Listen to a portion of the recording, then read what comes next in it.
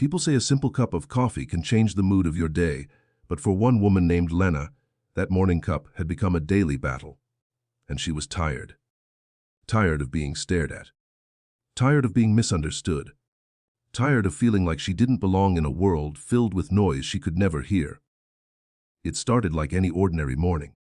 But the moment she stepped into the small café on the corner, everything in her chest tightened.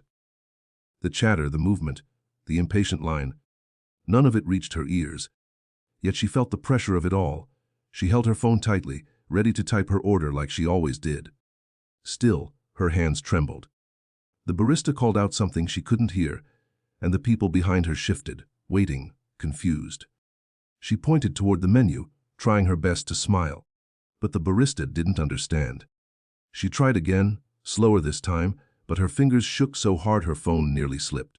That feeling, the feeling of being in the way, crept up her spine like it always did. For a moment, she wished she could just vanish. And that's when it happened. A gentle tap on her shoulder. She turned, and there he was. A man in his early 30s, tired eyes, kind face, holding the tiny hand of a sleepy little girl who clung to his side. His name, she would learn much later, was Evan, a single dad doing his best, one morning at a time. But in that moment, he did something she never expected. He lifted his hands and signed. "Are you okay?" Lena froze. No stranger had ever signed to her in public before. Not once, not anywhere. Her throat tightened, and before she could even process the shock, he signed again. Slowly, clearly. "What do you want to order?" "I can help." Her eyes filled instantly. Not because she needed help with coffee, but because, for the first time in a very long time, someone spoke in the language of her world. She signed back, shy, shaky. "Caramel latte." He nodded with the warmest smile, turned to the barista, and said out loud, "Caramel latte for her, please."